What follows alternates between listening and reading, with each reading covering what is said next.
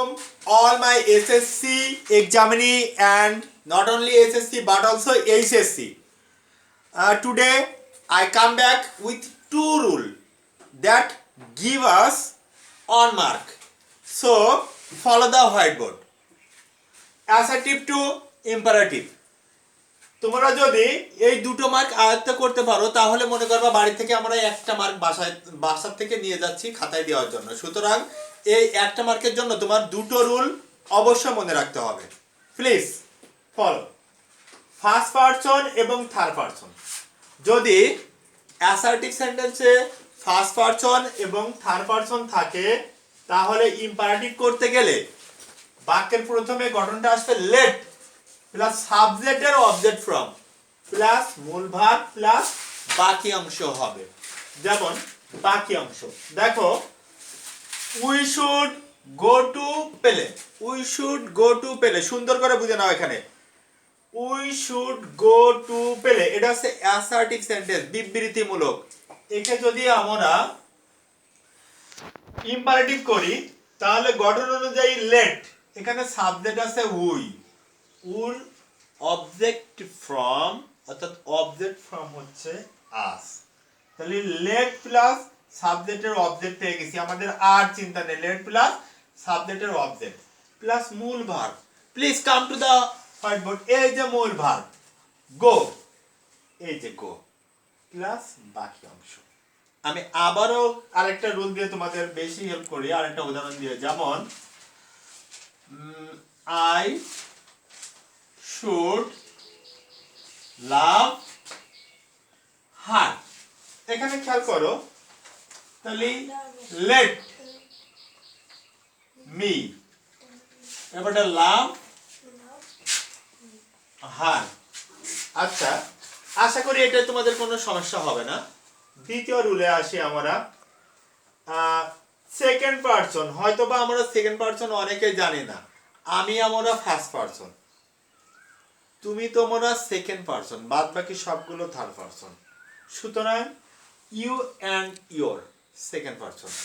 এখানে দেখো, second person দিয়ে যদি কোনো অ্যাসার্টিভ সেন্টেন্স আসে তোমাকে অবশ্যই মনে রাখতে হবে যে সেকেন্ড পারসন দিয়ে যদি কোনো অ্যাসার্টিভ সেন্টেন্স আসে তাহলে তোমাকে ওটা যদি ইম্পারেটিভ করতে হয় তাহলে মূল ভার্ব দিয়ে শুরু করতে হবে।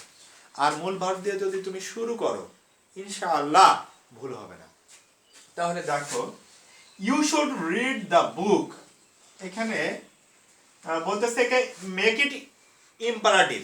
তাহলে ইম্পারেটিভ করতে গেলে অবশ্যই মূল ভার্ব দিয়ে শুরু হবে। এটা হচ্ছে মডেল অক্সিলারি ভার্ব, তারপরে মূল ভার্ব। আরেকটা জিনিস মাথায় রাখতে হবে, শুড থাকতেও পারে নাও থাকতে পারে। তোমরা সাবজেক্ট দেখবা, মূল ভার্বটা ফলো করবে। আর সর্বোপরি কি, ইম্পারেটিভ সেন্টেন্স করতে গেলে আমার এই দুটো রুল মনে রাখলে আশা করি তোমাদের ইম্পারেটিভ সেন্টেন্সে কোনোই সমস্যা হবে না। আর বেশি বেশি নতুন ভিডিও পেতে অবশ্যই চ্যানেলটিকে সাবস্ক্রাইব করো।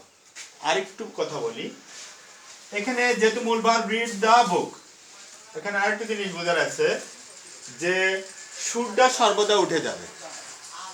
আর তারপরে যদি তোমাদের কোনো কথা থাকে লেট আস গো টু পেলে, এটা দেওয়া থাকলে এরা বলতেছে যে এখানে বললো ইম্পারেটিভ করো, এখানে ইম্পারেটিভ করা আছে বললো অ্যাসার্টিভ করো। তাহলে অ্যাসার্টিভ যদি থাকে তাহলে আমরা অবশ্যই লেট উঠিয়ে দেব। লেট উঠিয়ে দিয়ে অবজেক্টকে সাবজেক্ট করব।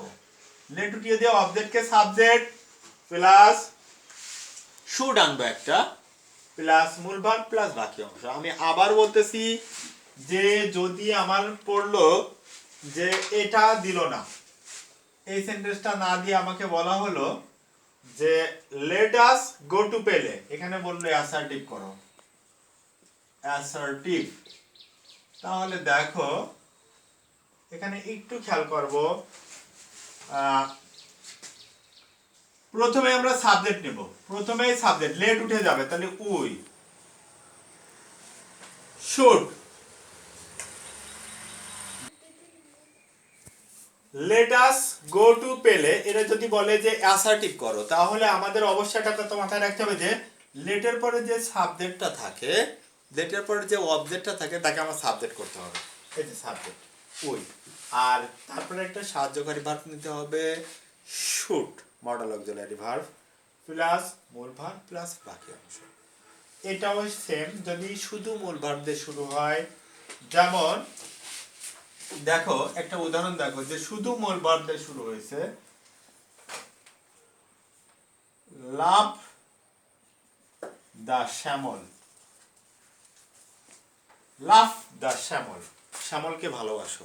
এখানে খেয়াল করো যে এখানে যদি আমাকে ইম্পারেটিভ করতে বলা হয়,